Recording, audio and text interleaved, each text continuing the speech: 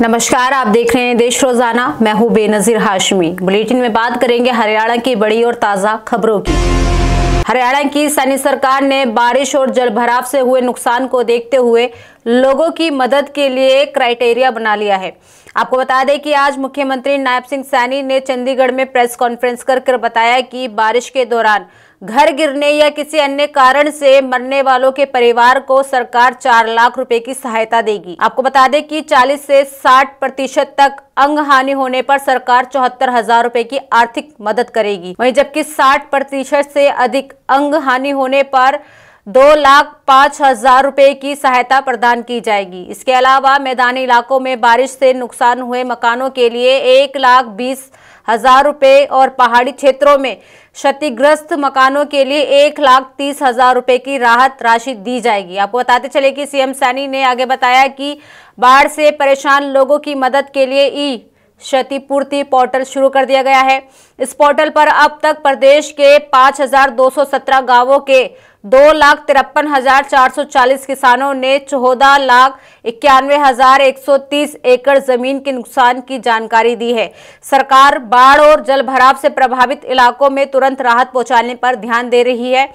दरअसल मुख्यमंत्री सैनी ने कहा कि इन दिनों हरियाणा भारी बारिश के कारण पैदा हुई समस्याओं से जूझ रही है। सरकार भारी बारिश के कारण हुए नुकसान की लगातार निगरानी कर रही है। तत्काल राहत उपायों के लिए जिलों में रिजर्व फंड के रूप में कुल 3 करोड़ 6 लाख रुपए स्वीकृत किए गए हैं।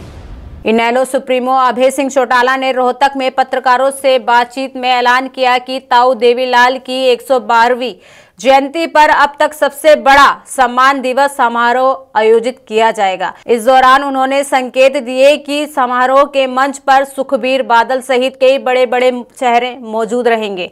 आपको बता दें कि अभय सिंह चौटाला ने बताया कि 25 सितंबर को रोहतक में होने वाली रैली सबसे बड़ी रैली होगी, जिसके लिए अनाज मंडी को स्थल बनाया गया है। हालांकि लोगों के उत्साह को देखते हुए जगह छोटी पड़ सकती है, इसीलिए अतिरिक्त टेंट की व्यवस्थाएं भी की गई हैं।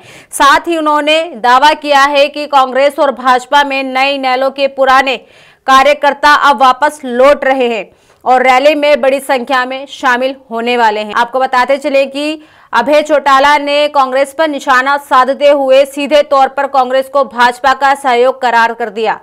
अभय चौटाला ने भूपेंद्र सिंह हुड्डा पर भाजपा के साथ मिलकर काम करने के आरोप लगाए और कई उदाहरण भी दिए, जिसमें भूपेंद्र सिंह हुड्डा के शामिल होने की बात कही। अभय चौटाला ने राज्यसभा चुनाव में भूपेंद्र हुड्डा पर खेल करने का आरोप भी लगाया। आपको बताते चले कि इनेलो सुप्रीमो ताऊ देवीलाल की 112वीं जयंती पर जहां भी निमंत्रण देने अभय चौटाला जा रहे हैं, वहीं कांग्रेस और भाजपा पर जुबानी हमला बोल रहे हैं। अभय चौटाला ने राज्यसभा चुनाव में हुए सिहाई कांड को उजागर करते हुए कहा कि जब आर.के. आनंद को राज्यसभा का उम्मीदवार बनाया गया तो भूपेंद्र सिंह हुड्डा ने सिहाई कांड करवा दिया। सिहाई कांड में कांग्रेस के 13 वोट रद्द हो गए थे, जिसके बारे में भाजपा वालों को पता था। ऐसे ही पिछले विधानसभा चुनाव में 30 ऐसे लोगों के टिकट कटवा दी, जिनमें से 16 सीटों पर भाजपा को सीधा फायदा करवा दिया। हरियाणा के सीएम नायब सैनी ने आज पंजाब के मोहाली में पंजाब के सीएम से मुलाकात की। दरअसल पंजाब के सीएम पिछले कुछ दिनों से अस्पताल में भर्ती हैं। सीएम सैनी पंजाब के सीएम का हाल जानने के लिए पहुंचे। मुख्यमंत्री नायब सैनी ने तकरीबन 20 मिनट तक भगवत मान से बातचीत की और उनका हालचाल जाना। इस दौरान नायब सैनी ने भगवत मान से पंजाब में बाढ़ संबंधी हालातों की भी जानकारी ली। आपको बता दें कि हर संभव मदद का आश्वासन भी दिया। दरअसल वही हरियाणा के सीएम ने आज एक प्रेस वार्ता के दौरान कहा कि हम पड़ोसी धर्म निभा रहे हैं। मैं पंजाब के मुख्यमंत्री का हालचाल पूछने गया, उनके अच्छे स्वास्थ्य की कामना की। मैंने उनसे पंजाब के बारे में बातचीत भी की। मैंने बताया कि हरियाणा के लोग भी पंजाब में सहायता पहुंचा रहे हैं, हम लोग भी सहायता करेंगे। पंजाब हमारा भाई है, हमारा परिवार है। हरियाणा सरकार और हरियाणा के लोग पंजाब के साथ खड़े हैं, क्योंकि यह हमारा परिवार है। दरअसल बताते चले कि वहीं हरियाणा के मुख्यमंत्री की पंजाब की सीएम से मुलाकात को लेकर हरियाणा जनसंपर्क विभाग ने ट्वीट कर जानकारी दी है। आपको ये भी बता दें कि पंजाब के सीएम भगवत मान की पिछले दिनों बाढ़ प्रभावित क्षेत्रों का दौरा करने के दौरान तबियत बिगड़ गई थी। हालांकि अब उनकी सेहत में लगातार सुधार हो रहा है, लेकिन अभी भी वो डॉक्टर्स की निगरानी में है। वहीं कुरुक्षेत्र में गांव विशनगढ़ में 2 बदमाशों के साथ सीआईए की मुठभेड़ हो गई।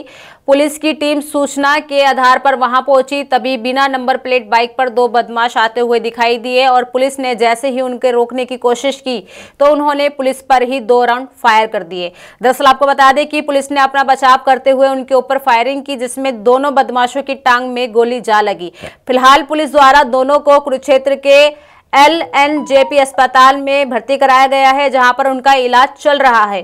सीआईए इंचार्ज सुरेंद्र ने बताया कि 2 बदमाश बाइक पर घूम रहे थे, जिनके पास भारी मात्रा में हथियार भी थे। उनको पकड़ने के लिए पुलिस द्वारा कुरुक्षेत्र में नाकाबंदी की गई। पुलिस सूचना के आधार पर कीर्तिनगर से गांव विशनगढ़ में पहुंची तो वहां पर बिना नंबर की बाइक पर 2 युवक आते हुए दिखाई दिए।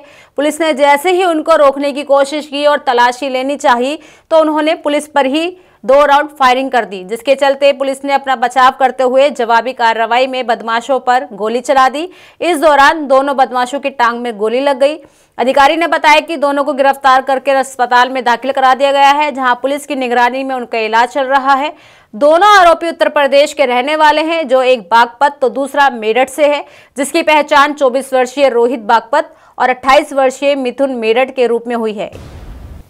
हरियाणा के सरकारी स्कूलों में पढ़ने वाले मेधावी और आर्थिक रूप से कमजोर विद्यार्थियों के लिए खुशखबरी है। शिक्षा विभाग ने राष्ट्रीय साधन सह पात्रता छात्रवृत्ति NMMS हरियाणा शिक्षा विभाग की ओर से राष्ट्रीय साधन सह पात्रता परीक्षा 2025 के लिए ऑनलाइन पंजीकरण शुरू कर दिया है।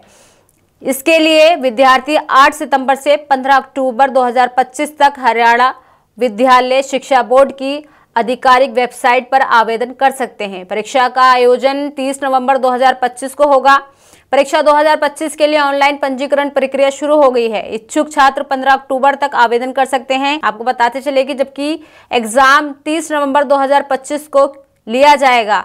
NMMS योजना के तहत चयनित विद्यार्थियों को प्रति माह 1,000 रुपए और वार्षिक 12,000 रुपए की स्कॉलरशिप दी जाएगी। ये राशि कक्षा 9 से 12वीं तक मिलेगी, यानी कि स्टूडेंट कुल मिलाकर 4 साल में 48,000 रुपए तक की वित्तीय सहायता प्राप्त कर सकेंगे।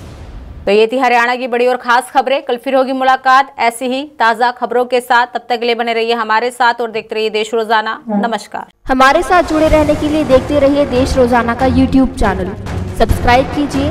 साथ ही देश रोजाना की खबरें सबसे पहले देखने के लिए प्रेस कीजिए बेल आइकन।